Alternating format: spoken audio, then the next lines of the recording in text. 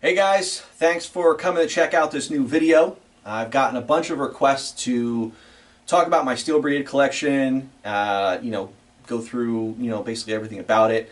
I've been told it's the world's largest Steel Brigade collection, which is pretty crazy. I've been told that it is definitely the most in-depth Steel Brigade collection. So if it's the world's largest, that's pretty cool. I haven't seen any that are bigger than this, but I'm excited to take you through this collection because I love it so much, and you can see why. And hopefully it'll give you some more insight to Steel Brigade and during its life as a mail-away figure from the vintage line. So let's get on into it.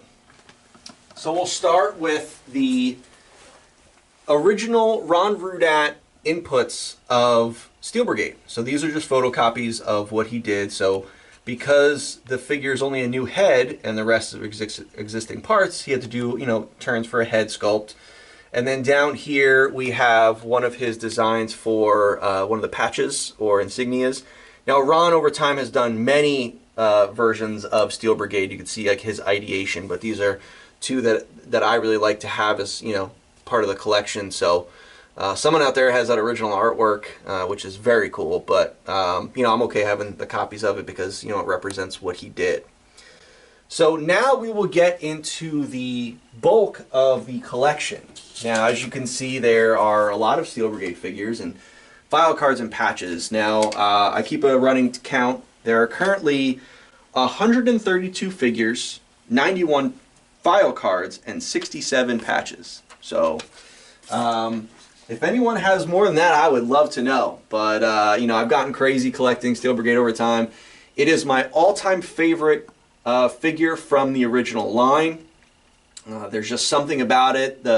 I love mail-away figures, but, this figure was so iconic, and it's kind of one of those things where, people find it weird that, a mail-away figure is your favorite character, because there's so many iconic characters in the line, but Steel Brigade was it for me, and as you can see, it's just grown over time, and now with Steel Brigade being an action force, you can see how much Steel Brigade has meant to me, and why I love the character so much. So, starting up on these two shelves, you can see here there are some figures with these green stands that were made by Mike Hopkins. You can follow him on Facebook. He does these amazing 3D printed stands that hold the figures and accessories, and I wanted stands these stands for the figures that I've purchased from original owners that have their original file cards and accessories. Some figures, as you can see, are complete, some are not, but again, these came from original owners, but they all have their matching file card, which is how you're able to pair them up together.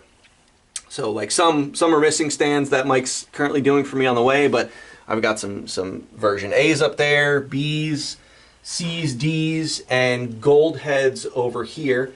And this guy down here, Harrier, if you're a reader of Action Force Mission Files, that name might be significant. So it's cool to see the history of the kids that ordered them, what went into naming the figures and the imagination and what people wanted to call it. Some of the names are wild, some are simple and plain, but still very cool.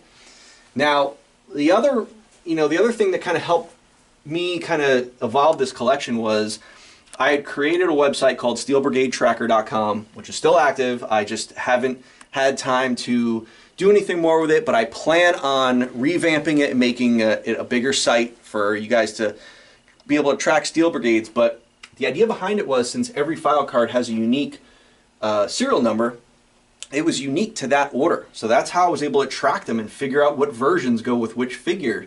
And obviously there's things with A where the font is different, and same thing with the patches, but to be able to see when versions change based on serial numbers, I've been able to figure that out. So someone can send me their serial number, and I can go into my database and I can figure out which version that is. And I've helped a lot of people throughout the community figure out which version they had, because if they only have their file card, they won't know. So here are all the figures that, you know, don't match up with file cards, but, you know, definitely have a place in the collection. Bunch of version A's, which are technically the rarest of all the versions, because that was the one that was produced in the lower quantities, also the start of the line.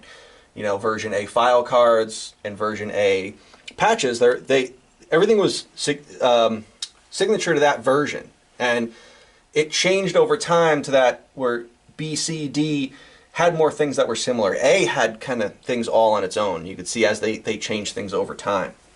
So you get down to a bunch of version B's, and then here's where it changes over to C, and then down here is where it changes over to version D. But you can see I have, you know, version D patches, version C patches. Yes, we could figure that all out by the backing and the stitching. So again, that's going to be something I update on the Steel Brigade Tracker website, going in depth on the versions of it. If you go to 3D Joe's, Carson has done a great job giving insight into the different versions of Steel Brigade over time. Now, we debunked version E. People thought that version E was an actual version. It is not. It was a kit bashed fake. So we've been able to piece together information and figure out that version E is fake. So it's basically just A, B, C, D, and basically what I call version 2 is the gold head. So again, B through D. Down here, more Ds, more file cards, cool stuff like this where I have the original receipt that came with the figure. I have the same thing up here for a gold head, you know, the serial number, which the serial number that's on the file card matches the serial number that's on the receipt, which is very cool. Down here, some packaged, you know, it came in these poly bags with this serial number on it for the figures. Even the poly bags changed over time to a more stiffer version later on. I have one graded version of Steel Brigade, a couple loose gold heads here, and now down here are international versions of Steel Brigade. So in Canada, the file card was slightly different. Still called Steel Brigade, but as you can see, the artwork is colored slightly different. No American flag, but it still had the red, white, and blue on it. You know, some of the font is different also. And what came with some of the figures for their versions are different as well. So these are my international versions down here. These ones I got from the original owners, matching file cards. Now as we get to the bottom shelf, these are all customs, which I think are great. It's cool to see the different customs people did. Steel Brigade never came on a card, so it's cool to see the carded version of it with the burst. You know, a bunch of different customs down here. The Z-Force and the Tiger Force and the Night Force are probably my 3 favorite customs, which is very cool. I like these boxed versions. You know, someone made file cards, you know, as the original file cards. You know, something weird like this translucent orange one. This one is based off a figure that wasn't released, which I actually do have. Some stickers, some patches. This was a SoCal Joe convention one. This is like more of a Night Force version. Here's a packaged Night Force version that comes with a great patch. Another custom down here. So this is all just like fan-made custom stuff, which I love because it's Steel Brigade related. Now going back to more production stuff, these are all of the order forms that featured Steel Brigade. So all the pamphlets and brochures that came out. Now these are all, I have ones from Denmark, I have ones from the UK, America. So these are all of the brochures and pamphlets that featured Steel Brigade. Down here are the actual order forms for Steel Brigade where you filled out all your information. I have all the versions of the mailers. They did 3 different styles. This was part of, they did like a little game, I forgot what it's called, but they did a Steel Brigade. This guy right here, once I hit my 100th Steel Brigade figure, a fan made this, and it says, "Congratulations, Bobby Vala, on your 100th Steel Brigade." So I kept that figure aside knowing that he was my 100th one, and I put him in that package. So that was cool. I forget who that fan was, but I'm sorry. If that was you, please give me a shout out so I can remember who you were, and thank you again for that. This figure down here in this plastic bag, this is an interesting one. I love hearing the stories from Steel Brigade fans and people that bought it. This came from a gentleman who lived in, I believe, in Maine, and he bought this figure at basically like a 5 and dime store. and they were just in the poly bag like they came in the mail-away version. But they didn't come with the file card, and it was just the poly bag figure, and they were selling, you know, just selling basically like loose package figures. And what I came to find out is that after they did the run of Steel Brigade and they moved over to Goldhead, they had this leftover stock, which then went to these 5 and dime stores in Maine. And this was confirmed by Kirk Paziggy, and I talked to him, and he said, yeah, you know, that kind of thing happened. You know, you'll see that with a lot of, I've heard that happen with some of the other Mail-Away Joe stuff where it ends up in other stores. But it was cool because he kind of told me the story, he wrote it down, like, that was, you know, cool for that figure. So I didn't set him up with the rest of the figures because he kind of has his own story, and you know, it's very unique to him. In here in this acrylic case is another unique thing. This came from you know, a fan and, you know, follower of my line, stuff like that on Facebook. He had this figure and he bought it and it was sealed. He had it in the bag, and he did a live stream of him actually cutting open the bag and pulling this figure out, which some people think is blasphemy. The interesting thing was he came with his standard rifle and backpack and patch, but he had this extra rifle, which I believe is the rifle that comes with one of the chopper figures. So it was an error by packaging it with the rifle. Now you can see it in this video. It's in the bag, it's sealed. So, you know, he ended up, you know, selling this to me, which is awesome because it has this nice case and there's history behind that. Like, it's cool that those kind of error versions happen. And now, speaking of errors, we come down here to some variants. This one, as you can see, the muzzle on the face is, you know, not painted correctly. That's a common variant. This one, the torso wasn't painted. There's also a version that I have up here with the rest of the collection where the belt buckle isn't painted, and I've seen that on several instances as well. So those are known variants of, you know, the standard Steel Brigade figure.